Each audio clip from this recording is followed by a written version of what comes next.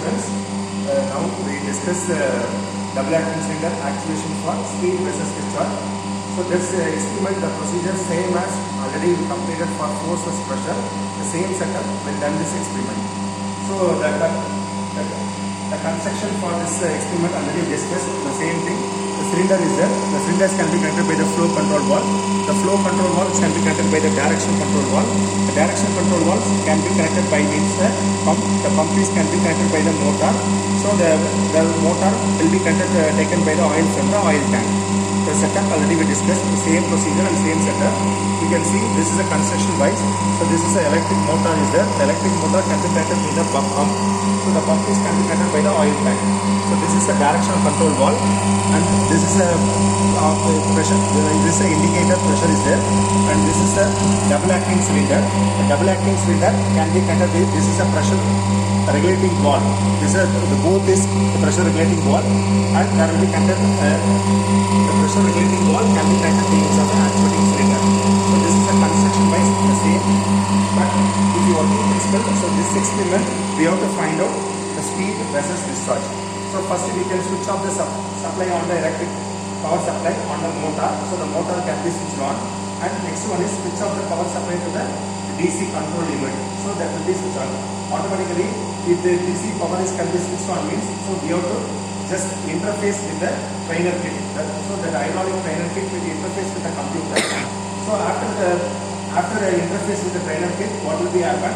So now they extend the system by the pushing of the button. So what will be happen is by regulating the control valve. So by regulating this is the control valve. So the movement of velocity. So by adjusting the control valve, the movement of velocity will be showing on the screen. So there will be a setting of the up velocity and down velocity. So first we have to set the up velocity. By adjusting the control valve, we can take it by the reading in the screen will be available on the computer. Likewise, we have to adjusting the control valve, we can take another set of readings. So first we will take a set of readings. The same procedure we can repeat for, we can take 4 or 5 readings for the up velocity. And then we can again, so we can control, so we can for downward movement by connecting this power supply in this hydraulic setup. So we can even for reverse direction. By reverse direction, so the downward velocity, same way we can adjusting the control valve. We can the readings will be noted down by this that PC will be available. So we can take it out the first down velocity by adjusting that valve we will note down. Second, we can just adjusting the control valve. So we can note it down. The 4 consecutive readings will be taken for both up velocity and downward velocity. So this is a procedure we have to done in the experiment. So next I will show in the tabulation. So how you can take in the values. So you see this is a tabulation will be provided. So there will be a 4 column will be there. So the first column will be given for velocity in upward direction. So we have to just note it down. So I will tell you the 4 readings will be taken down. 10 centimeters per second and 15 centimeters per second and 20 centimeters per second and 25 centimeters per second. So for the upward direction, so we have to just upward velocity. What is the corresponding discharge? We have to note it down in this discharge in the upflow, right?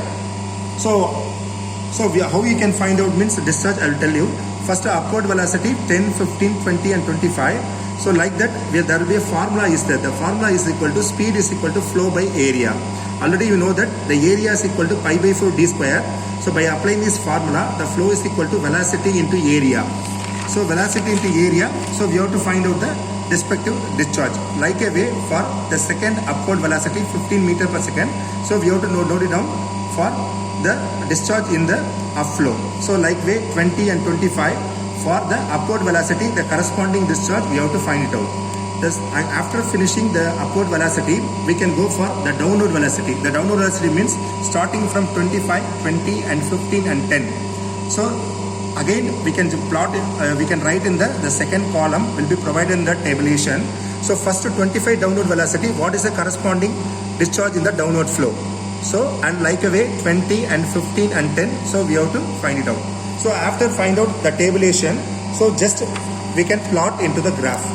So what is the x-axis? The x-axis will be provided the speed and y-axis will be discharge.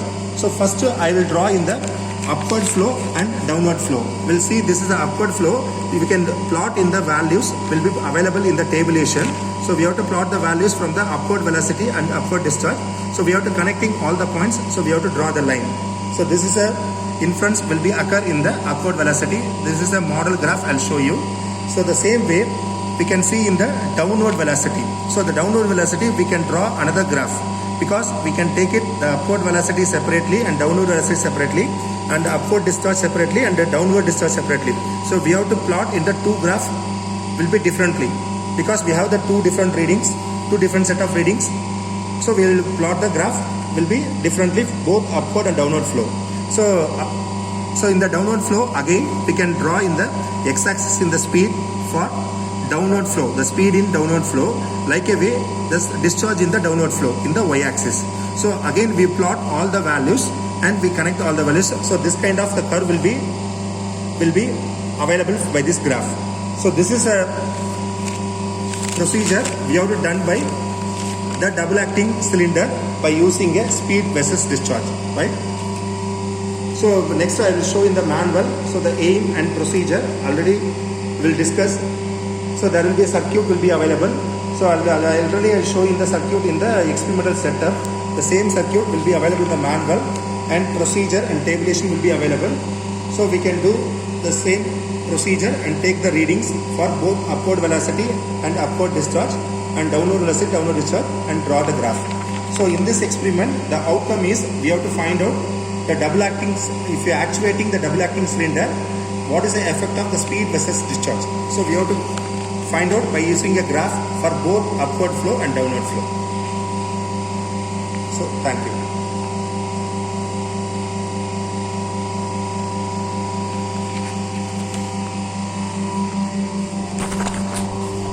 So next I'll show you. So this is a specification will be available for this setup, and the specification is there. So this is some diagrammatical procedure and explanation will be given. So we can just go through that.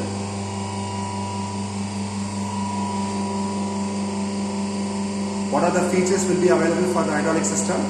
So the hydraulic system will be the microcontroller will be provided for the actuating the cylinder, and the gear pump supplies the hydraulic fluid for double acting cylinder through the direction control valve, and pressure control valves to control the flow rate of the cylinder, and the single phase induction motor to be drive the pump, and control unit communicate with the PC to be controlling double acting software. And so there are some features are there. Already we know that, because in the introduction part we can elaborately discuss what is each and every component function. The same things will be shown in this experiment.